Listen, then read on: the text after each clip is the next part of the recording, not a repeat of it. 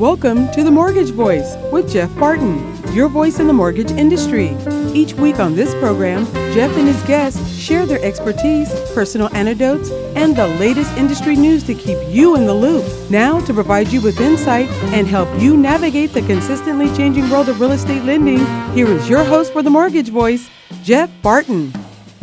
Welcome back, everybody. I'm Jeff Barton, your voice in the mortgage industry. Thanks very much for tuning in to the show. We are on each and every week. I was on a bit of a vacation last week. And again, thanks for tuning in. We give you information about mortgages, specifically about mortgages for purchase and refinances. I know there's all kinds of different ways to get financing. You can go to the private markets. You can go to the Fannie Freddie guys. You can go to the non-QM people. All of them are trying to design a program and a way for you to be able to get that mortgage so that you can buy that house that you've been dying to buy. So the market itself is really the only thing preventing you from getting a particular house in this particular market. Why do I say that? Because, there just aren't enough houses out there. Anybody who's looking will know that. And so, instead of turning off the radio, listen a bit longer. The reason is that some of these loans that you're looking for and looking at that are preventing you from getting that home and house you like, some of these loans, maybe you need to find a different lender or a different mortgage broker or a different kind of person to be able to see exactly who you are and what you are. There is a huge push in the market for automation. I was looking at, there's a number of articles out there. You can go to Housing Wire, you can go to Mortgage News Daily, you can go to CNBC. All of the news services carry parts about real estate and real estate financing and what they're talking about in order to make sure that this happens as quickly as possible within the process is automation, is technology, is the way by which loans are currently done with which to drive the cost of those loans down for the lender and speed up the transaction process for you. And it's been told to you that this is a positive. And why is it a positive? Because if you're in a competition with other people about that mortgage for that particular house, 5 or 6 people per house, those are the people who are looking to buy the same house you're willing to buy. If you can close more quickly, it's said, it makes you more attractive to the seller. So this push for speed is really doing you a disservice if you are trying to get a loan in a market like this. Why do I say that? It's not always the lowest price. It's not always the best in terms of the terms and the financing rate for you to get the fastest loan, right? Now, I know you want to get the house, right? And you're dying to get it, and you're just... So why is this a problem? Well, right now we're seeing a decrease in the number of loan applications. We are seeing a decrease in the number of purchase transactions being done.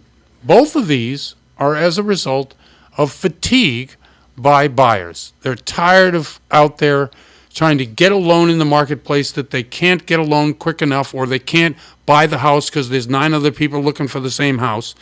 So people are backing off.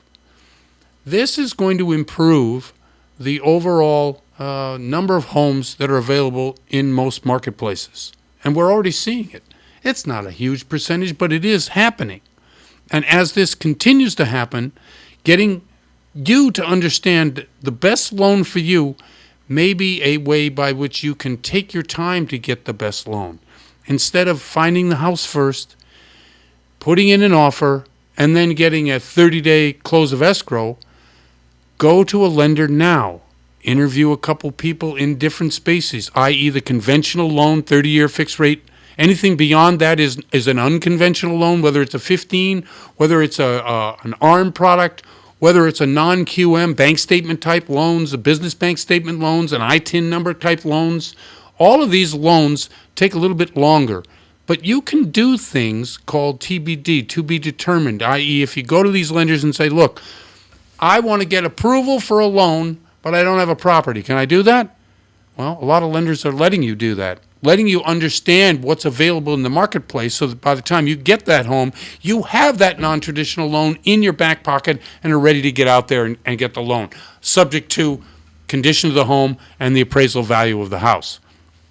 These are important things to know when inventory is ticking up, not down. And it's because of the fatigue in the market, as I said, from buyers who are just tired of not getting the home. So they're backing off. Now, mortgage applications being down. What is the number here? Hold on a second. It is, okay, the refis are decreasing 7 to 9%.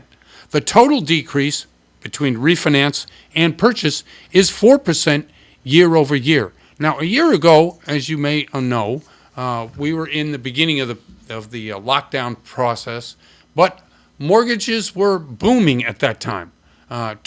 Throughout the summer, we did a lot of loans, and we did all of these loans based on the fact that COVID was happening. Well, right now we're seeing, I don't know, what is it, 162 million people who have at least one shot, and if you add in on top of that about 40 or 50 million people who've already had the virus, you got a lot of people who have immunity right now. So the demand on other than mortgages, other than living, other than buying a house, are in vacations, spending money. There's $1.5 trillion in savings that wasn't there a year ago because people, without spending money as they usually do, put it in the bank. Now, that's a big number. That and the stimulus package, the amount of money going out to people in the form of unemployment, $300 extra a week from the Fed, although there are several states out there, as everyone knows. This becomes a political football. I hate it all. But the fact is that some states are pulling back on that because they want their $7 an hour employees back at, whatever job that they're doing, flipping burgers or doing some other kind of job, so that small businesses, in fact, can have workers. There's a debate on whether it's prudent to be able to say, hey, you know what, let's raise the minimum wage level to $15 an hour at least. At least $15 an hour, 40 hours a week is $30,000 a year. That is bottom line middle class. That is where middle class starts, and it ends up, about $120,000, $130,000. So that large group of people, which has been shrinking over the last 10 years, they want to expand it, and they want to, get unemployment in some sections of the country to be ended, thus preventing people from making that kind of money. Anyway, there's a big debate on it, and it becomes political, and it becomes, a lot of things. What we're looking for in the mortgage market, in the real estate market, is solutions for you to be able to go out and get a home. Obviously, if you're making $30,000 a year and you have a spouse making $30,000 a year, $60,000 a year means that you can buy very few homes in America. So the debate of whether that's a good thing or a bad thing has nothing to do with the market. Most people who are out there in the marketplace right now are looking for a type of loan, like you're a business owner and you're running a lot of money through your business, but you'd pay yourself a minimal amount because, you just don't have the tax write-offs for yourself personally that you do for your business. So what does that actually mean? It means that a business bank statement loan that you can go out and get a 30-year fixed-rate mortgage based on that is really a conventional loan that you can't get. So you have to go to the non-QM market. The non-QM market is booming. All of this, what does it mean?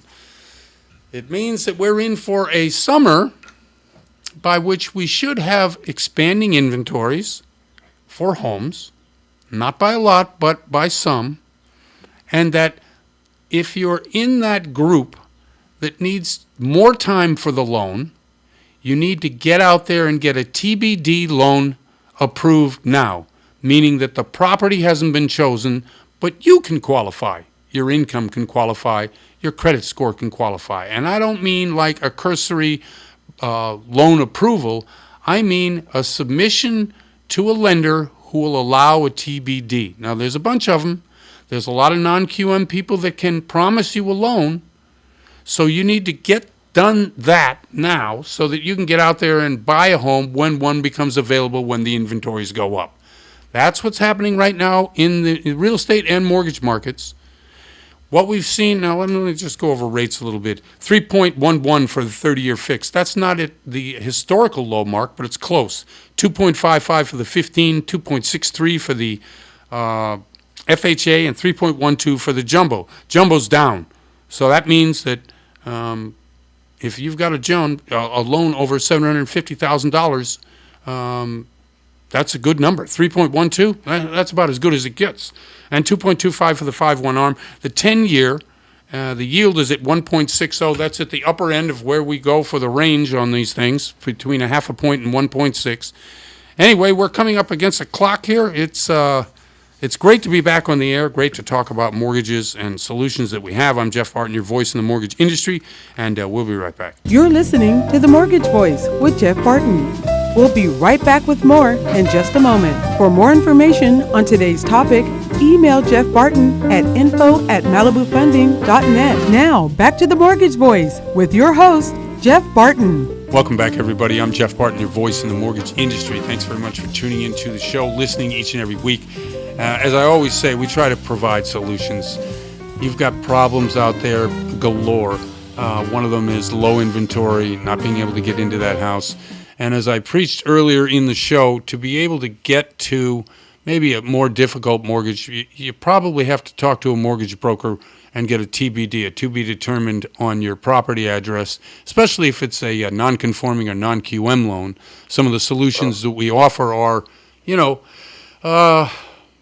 experienced loan officers. And having an experienced loan officer is like my first guest here today, Bill Orr, is the way to go. Bill, how are you?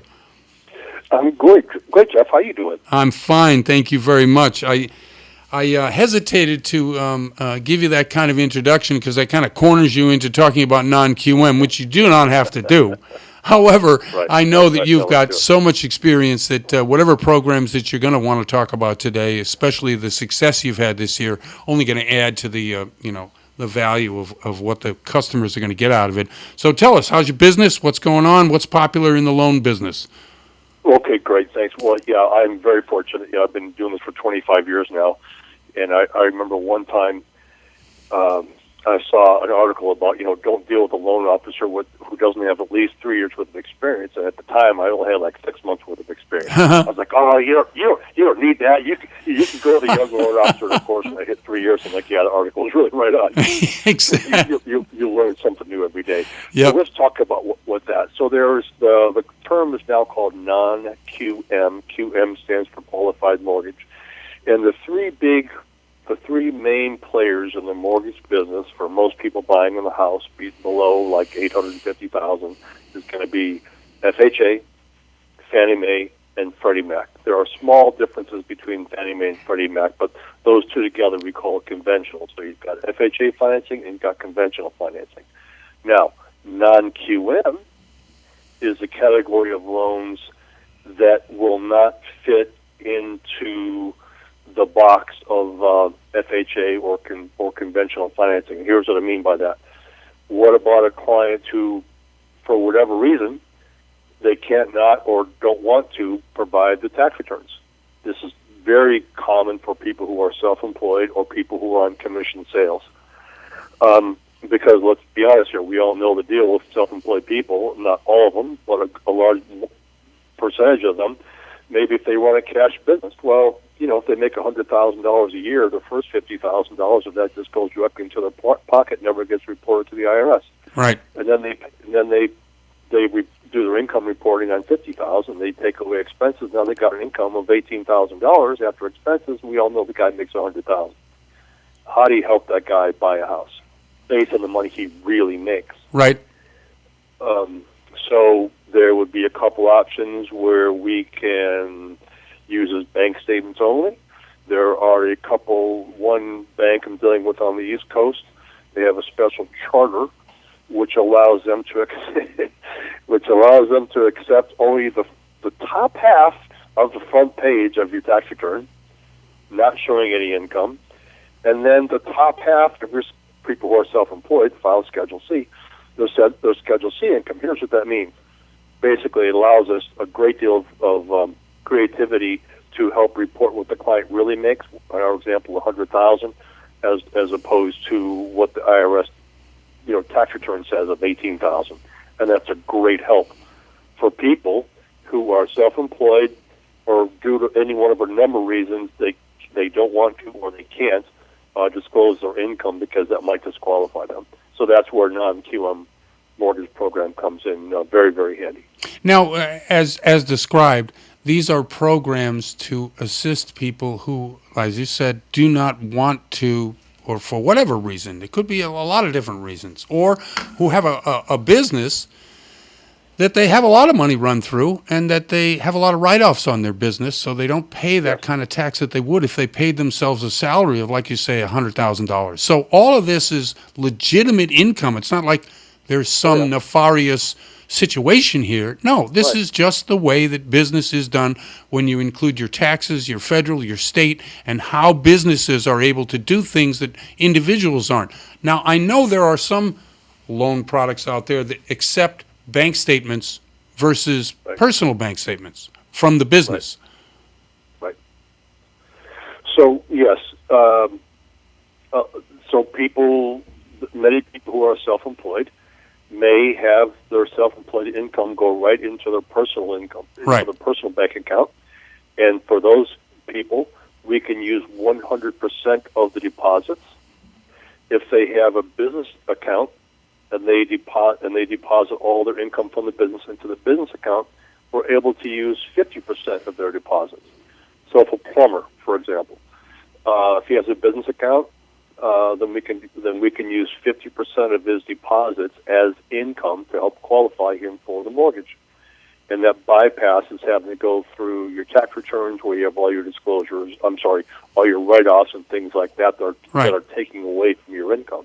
Because people who work for somebody else and they receive a paycheck in W-2, they're like, what are you guys talking about? Right. Or for people who are really self-employed or a commissioned salesperson or something like that, this can really help people get into a nice house that they can actually afford and that they deserve to buy based on their real income.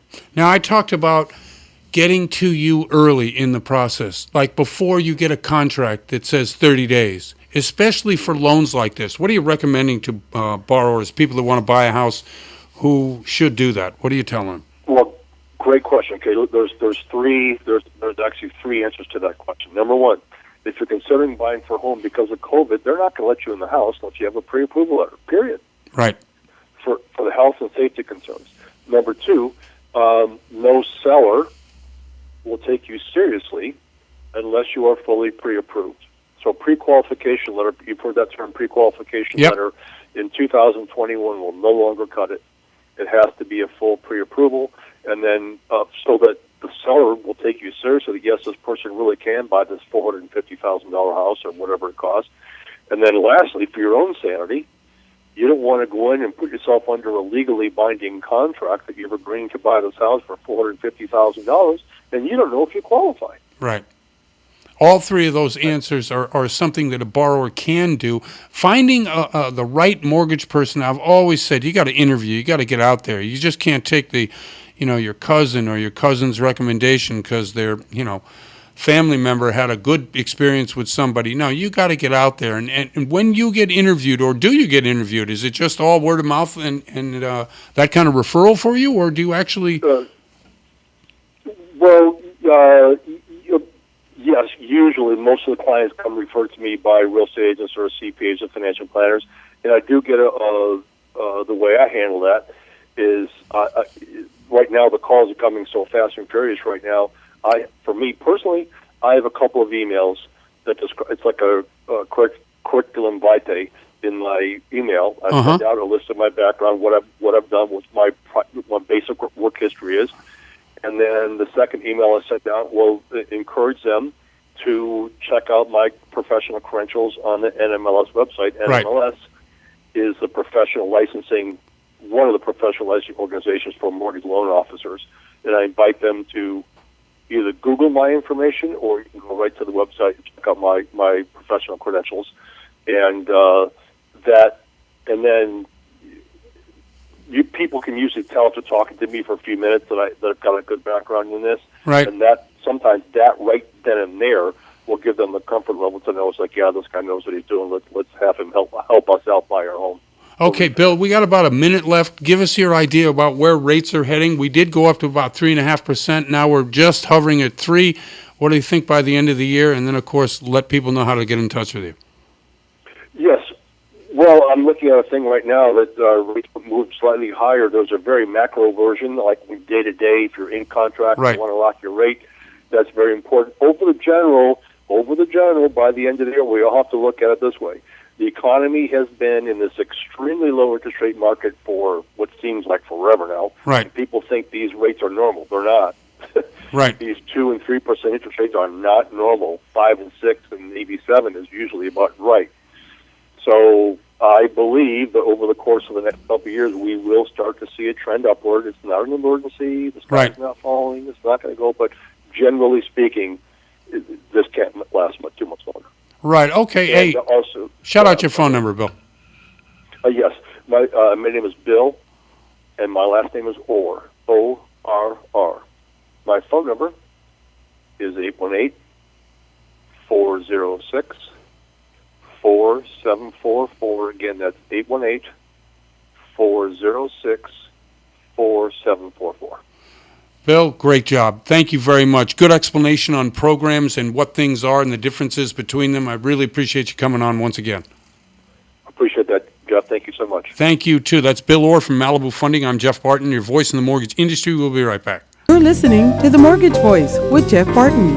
We'll be right back with more in just a moment. For more information on today's topic, email Jeff Barton at info@malibufunding.net. Now, back to The Mortgage Voice with your host, Jeff Barton. Welcome back, everybody. I'm Jeff Barton, your voice in the mortgage industry. Thanks very much for tuning into the show, for watching each and every week if you're on YouTube. Darryl, we have about 10 podcasts. Can you list them off if you got them there? I sure can, Jeff. It's Apple Podcast, Google Music Play, Spotify, Spreaker, Stitcher, iHeartMedia, Radio.com, YouTube, and Podclips.io. Okay, Podclips.io is one of the newer podcasts that we're on. And by the way, we have a new website, themortgagevoice.com, where we list a bunch of the radio stations that we're on. We have a broadcast as well as podcast. How's that for you? Is that good? I like the way that rhymes. Yeah, it's very good. Okay, so we bring to you information, solutions, things about the mortgage industry, about the real estate industry that you just can't get unless you're either a hound dog and you're all over the internet scouring for things, but cruising around on the weekend looking for things to do, or finding at the hardware store a way by which you can fix up your house. Yeah, we're available to you online as well as on the radio. With us today, once again, is April Lopez from Nations Direct. She's great because not only has she been in the business a long time, I'm sorry about that, I didn't mean to reveal how old we both are, but anyway, really appreciate it. April, how are you? I'm doing great, Jeff. How are you today? I'm great. Thank you very much for asking. A little tongue-tied, a little bit tired because we're into this long COVID situation, but the mortgage industry has been really busy. Explain to us about Nations, what you all are doing, and how maybe the industry is changing, and what kind of programs we might be able to look forward to this summer. Absolutely. Well, the volume for 2021 was at an all-time high in March, and we did see it taper off just a bit. So despite the low rates, business seemed to taper off a little. However, Alt Prime has come back, which is the new acronym versus non-QM, right, which is a non-qualified mortgage.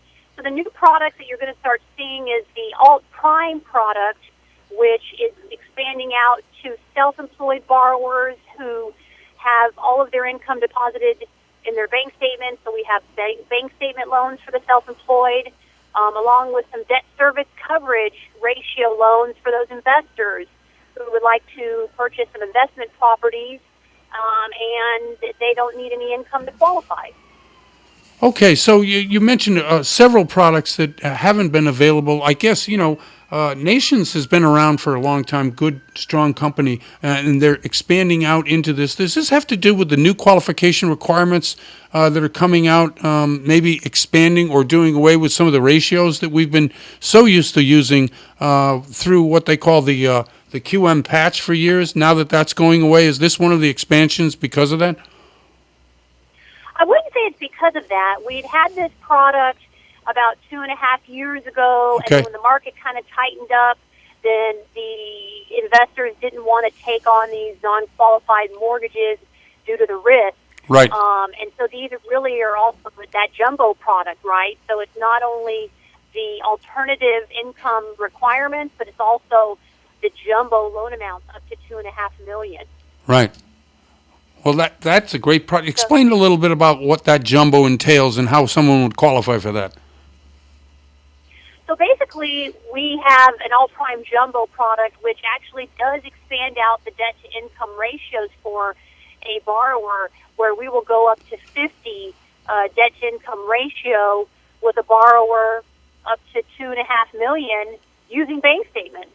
So we basically qualify them on 12 months of their most recent personal and or business bank statements, and then we expand out that criteria. We use a 50% expense ratio off those bank statements, and then we qualify them up to 50 back-in ratio. Okay, so in this is a refi as well as a purchase, or strictly purchase?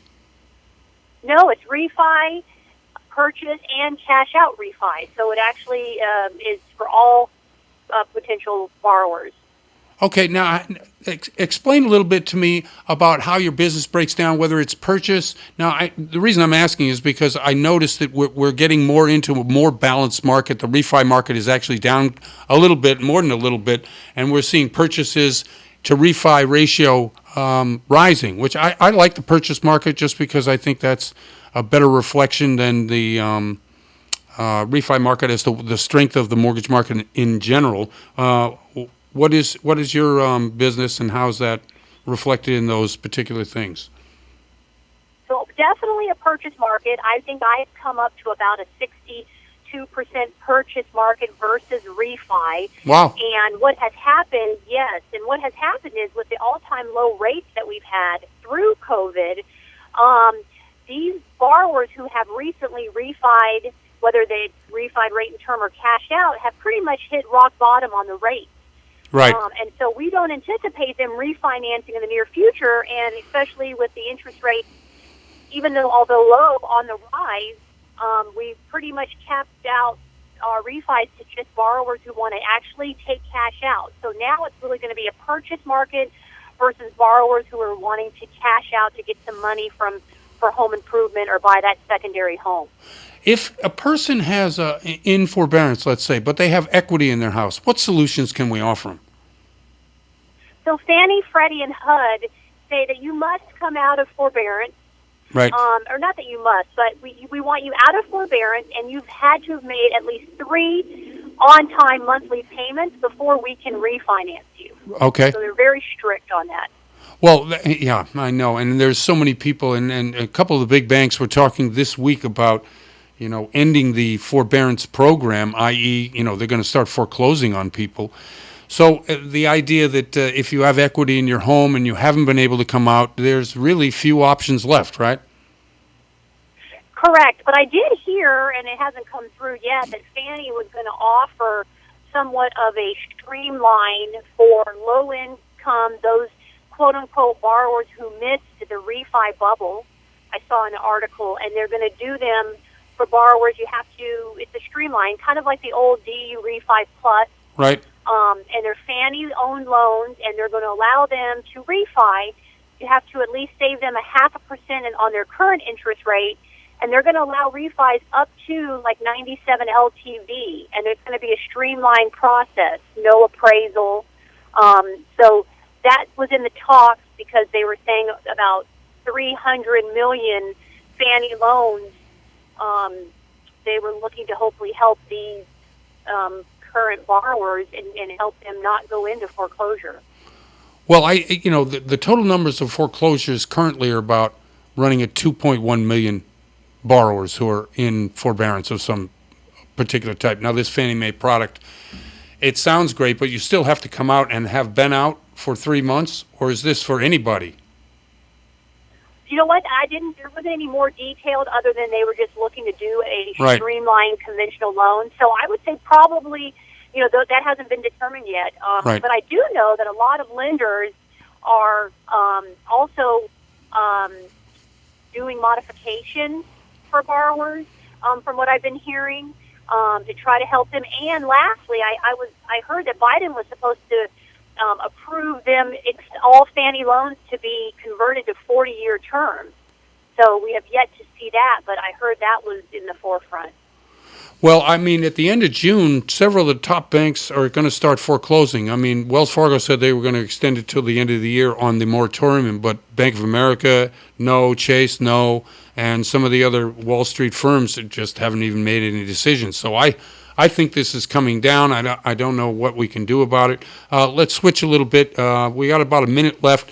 Where are we heading on rates? When do you think we will start to see, again, a gradual uptick in the rates? Or are we going to be pushed by the inflation worries or what? I think we're going to be pushed by the inflation worries, but I think it's Right. going to hold pretty steady. I mean, I think we're going to be, doing well into the first quarter of 2022. So I think that, the inventory still low, so it's very difficult for buyers to get homes.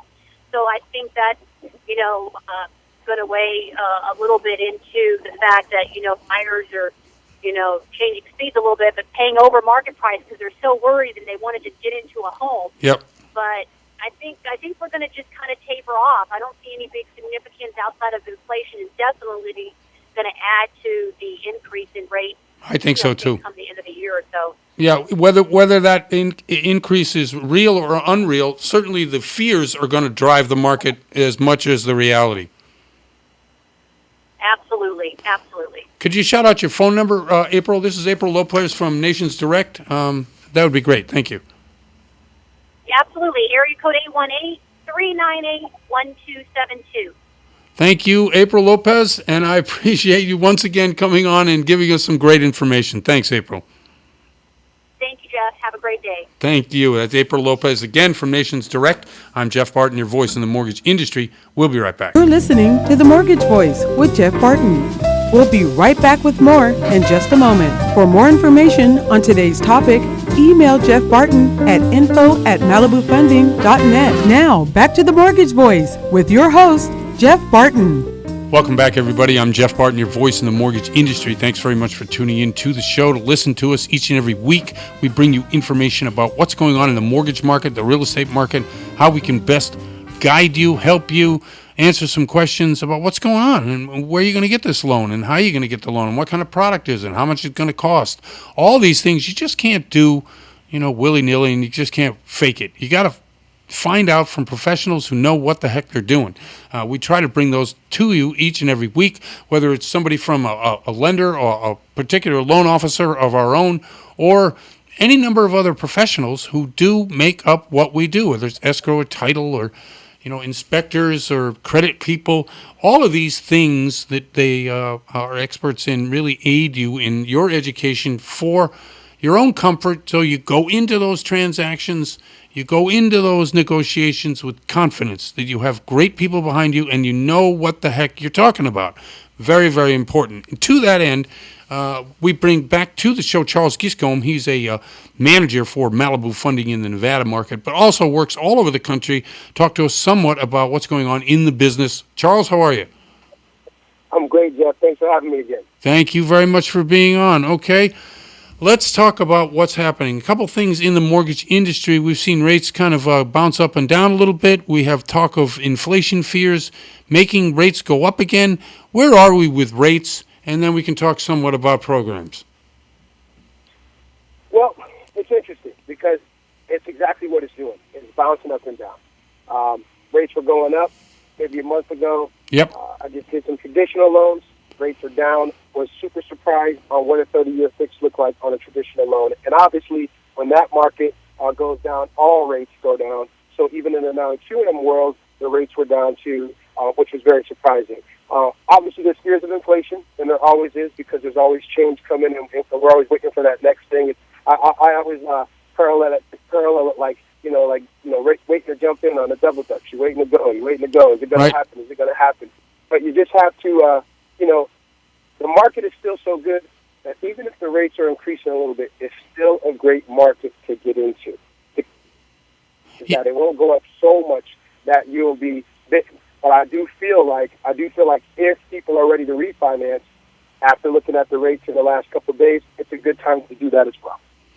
Okay, the purchase market, which is the dominant force in a lot of places now, because refis, people have either refied out at the low rates or they're doing cash refis. But nationally, refis are down about 7 to 9% from a year ago. Purchases are down a little bit, but overall 4% down in terms of year over year on the mortgage market, mortgage originations. In the purchase market itself, how are you recommending to clients to be able to get a leg up on the competition, whether it's, a TBD, pre-approval, or whether it's, what are you asking them, I guess is what I'm asking. Jeff, can we stop really quick? Yeah. I lost you for about 15, 20 seconds there. I lost Sure. you. Mortgage market in the beginning of the question at all. No problem. In the purchase market, what are we doing to help the clients get what they want in such a tight real estate market? Are you there? Well, Charles is probably going to rejoin us in a second. The issue with what's going on in the purchase market and how we get has been a topic on the show now and in many, many different times and places. What we're trying to do is to make sure that you have the best possible solution for your needs. Obviously, you want to buy the house. You want to get this house that you're in. So if you come in with not only a pre-approval letter, but everything determined, your rate, your particular credit score is already nailed down, you stop buying things to ruin your credit, you stop doing things to hurt yourself, you're presenting yourself as the best possible borrower to that particular seller. That's where we're trying to get you with all the questions on today's show. Charles joins us again. Charles, how are you? I'm doing good, Jeff. Sorry about that. No problem. So in the purchase market, what I was just explaining and asking you previously is that what are we doing to give our clients a leg up when they come to negotiations? Well, it depends on the type of loan. First and foremost, with any type of loan, what I've been doing is just making sure that I put them in a situation where it's the first and best offer. A lot of times it's going to be in a bid situation because it's going to be very competitive. And sometimes you may have to offer more. So what I do is I prepare them and I tell them, I know that you want to put the least amount of money down. If you want your offer to be competitive, I suggest that they put more money down. It's better for them in the long run. If they have the resources and the capital to do so, it makes your offer look better and strong. In the non-QM world, when I'm telling our clients to get pre-approved and they send all their documentation in, I'm getting them their pre-qualification letters right away by pre-qualifying them right away. But I'm also telling them, you make a strong offer, and if you can do it in a short period of time, it can be also competitive and comparable to cash sometimes. And sometimes that's enough to get them in front of another offer. With a lot of non-QM investment deals, Jeff, you have to put 25% down. Right. Going into a deal, that looks better than most offers all the time because it looks like you're putting a lot of skin in the game, looks like you're serious about it, and the investors and the individuals know that a person is more or less likely to walk away from that kind of situation. So that means they're serious about it and making offers. I always offer that suggestion if you're trying to win. Now, if someone's trying to buy their primary residence, Jeff, I just make sure that all our I's are dotted and our T's are crossed. I make sure all financial documentation is in. And sometimes what I do to strengthen it is I will try to get them a DU approval as opposed to just a pre-approval. Right. And that lets the sellers know and the seller's agents know that we are serious and we have a client that is good as money already. We just have to go through the formalities. Right. Once you do that, you give them strength, you give them the ability to win a bid, and you let the sellers know this is a serious buyer who I don't have to worry about are they going to be able to close or not. In your world, in where you do loans, and you're doing loans all over the U.S., right? Where do you see that there's a commonality in the type of loans that are being accepted in purchase? Is it that the credit score is good, or like you said, that the down payment is big, or is it a combination of all those kind of things? Both those situations depend on different places. Like it's very competitive in Texas. Yep. It's competitive in Florida right now, Jeff. It's competitive. No, Nevada is very, very competitive. Right. And so right. Los Angeles is always its own animal. I always say, depending on what you do, obviously the higher the credit score, already a strong profile. But I see high credit scores and larger down payment.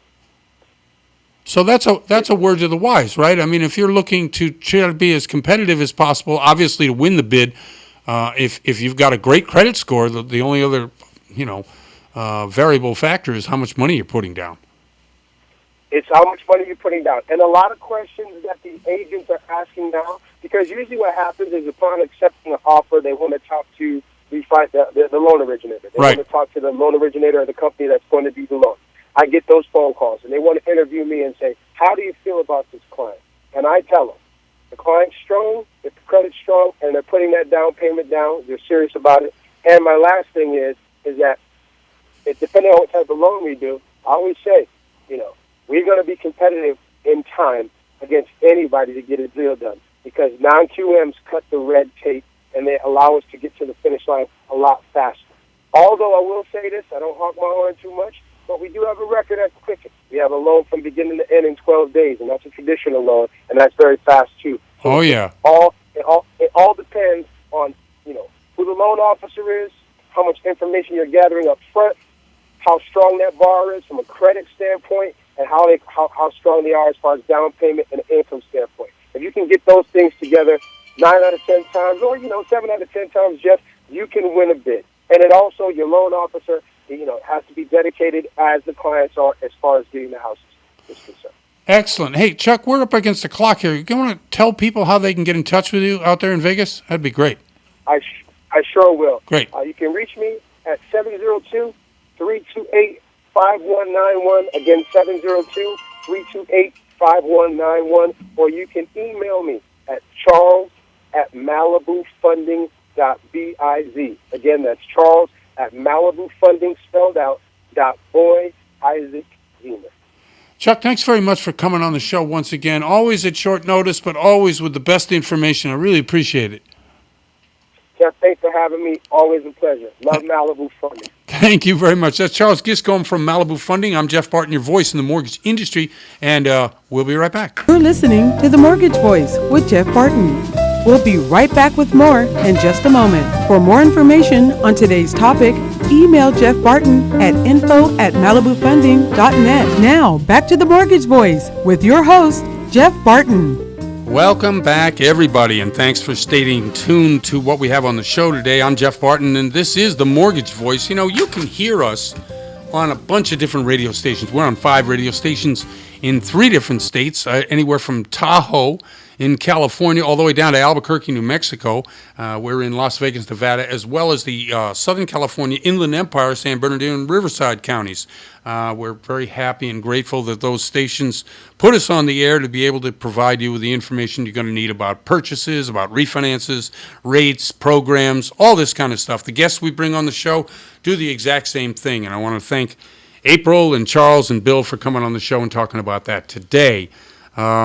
Couple things that we had last week were we had some testimony in front of Congress from all of the big banks talking about what they're doing to either solve the foreclosure issues that are coming up as a result of the moratorium on evictions ending. It's ending for most lenders at the end of June, right? So we're coming up into June, and some borrowers out there who haven't been able to exit the forbearance program, or who are late on their mortgages, and both of those numbers added up to about 4 million, let's say 4 million homeowners who are in trouble. So I just wanted to go through, if you have loans, and again, the loan you have may not be with the lender that you did the loan with. Like a lot of mortgage brokers and a lot of mortgage lenders sell their loans, and they sell them to big banks who end up selling them to Fannie Mae and Freddie Mac. If you have a loan with these big banks and you originated with them, they have ways by which they can help you if you're in trouble. Forbearance programs ending, as I said, at the end of June. So what are these companies doing? So Wells Fargo. Let's just talk about Wells Fargo. They used to be the largest lender in the country for mortgages. They're not anymore, but they're still huge, right? I'm going to read from an article that I got from Housing Wire. Housing Wire is one of the places that we go for the information for the show. Let's see. Wells Fargo plans to extend foreclosure protections beyond the current federal moratorium. For loans that we do, we have extended our moratoriums for foreclosures and evictions until the end of the year. Guy named Charles Schraff said. He's the CEO. Okay, that's good news if you're in that position. Now, I think, the jobs are out there. The question of whether you want a job for less than, $15 an hour, and even that's not going to help you pay a mortgage. So if you're in a mortgage right now that you can't pay, what do you need to make in order to make that mortgage happen, pay that mortgage? Because you're going to get foreclosed on at a certain time. Wells Fargo says they're not going to do it at the end of June. They're going to wait until the end of the year. Well, that's good news for you if you have a Wells Fargo mortgage, or if Wells Fargo purchased the mortgage from your mortgage company and they're currently servicing the loan. What does Bank of America say? Bank of America CEO Brian Moynihan said in a hearing that the bank's suspension of all foreclosures would run through the end of the quarter. Okay, so when is the end of the second quarter? June 30th. So if you're owning a Bank of America loan, you got to start worrying right now if you are in forbearance or if you are 90 days late on your loan payments. And there are some, as I said, 2 million people who are like that. Bank of America has a different, way to look at it than Wells Fargo. I'm not sure what the issue is, nor how the forbearance process affects the bottom line, but also the liquidity requirements from those banks and what the liabilities are. Big and complicated. But if you're just a homeowner and you have a Bank of America loan and you want to know what the heck to do, you've really got to make a move on right now. I would contact a bank. I would seek to either reduce or look to even selling your home. There's plenty of equity in all of these homes that are currently in forbearance or 90 days late. You do not want to lose that equity. So you need to really come up with a plan right now and not wait. That's my advice to you. What does Chase say? J.P. Morgan Chase. Guy named Jamie Dimon, and everybody knows him. He was, if you saw some of the movies from the 2008, whether it's Too Big to Fail or there was a couple of them. Anyway, he is the same CEO today that was around at that time. And he's very influential, and he's a very good CEO. Obviously, Chase has kept him around for a long time. So what is Jamie Dimon? And by the way, this is all, you can go to either C-SPAN or go to some archive on the web and see all of these people by yourself to see exactly what they said. And as the commentator said, the CEOs of all these major banks are trying to say just enough so you never remember a thing of what they just said.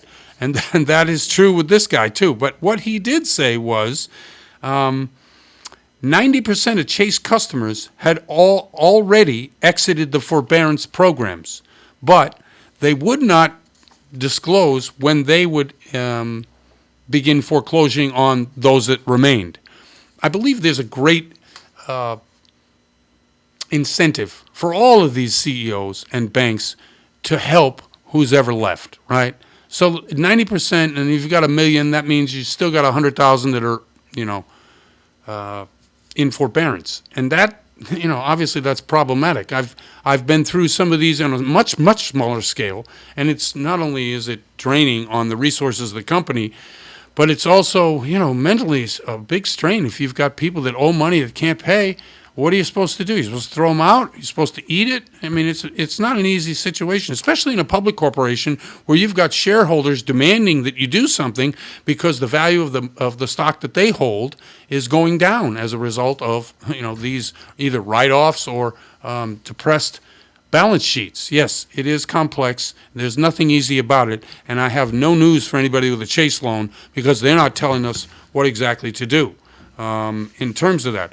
Goldman Sachs, Morgan Stanley, both of these companies are saying the exact same. So as a result of the big banks, let's say you have with Ocwen or you're with, any number of other servicers. Now, the difference between a servicer and a bank and an originator, there are 3 different entities. It could be the same entity, but quite normally there are 3 different levels how your loan is handled and who you have to contact if you're in a position whereby you're going to be foreclosed upon in either June or at the end of the year. Who do you contact? What do you do? Usually look at your mortgage statement. That's the bill that comes every month. Even if you pay automatically, you get a mortgage statement on a monthly basis that'll tell you exactly where you are, how much you owe, and who to contact if you have a problem. On that mortgage statement, I would make those calls.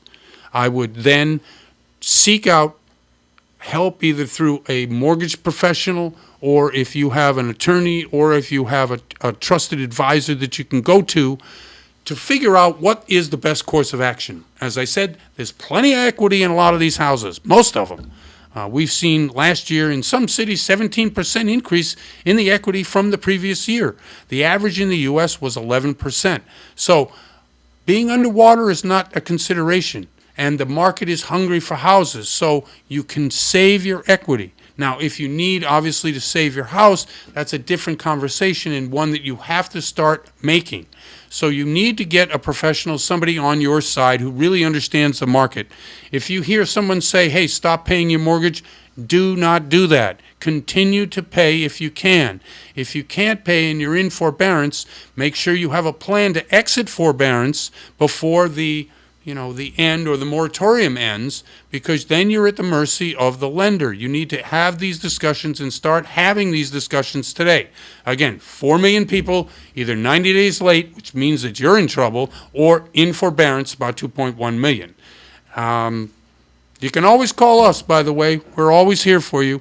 I'm Jeff Barton, the Mortgage Voice. You can go to our new website, by the way. It's terrific. It'll explain not only this segment, but other segments very easily for you to follow. And you can also call us on our 800 number at Malibu Funding, the company that sponsors this particular show. I'm Jeff Barton, your voice in the mortgage industry. Thanks very much for tuning in to the show, listening, and we'll see you next time. You're listening to The Mortgage Voice with Jeff Barton. For more on today's topic, visit www.malibufunding.net.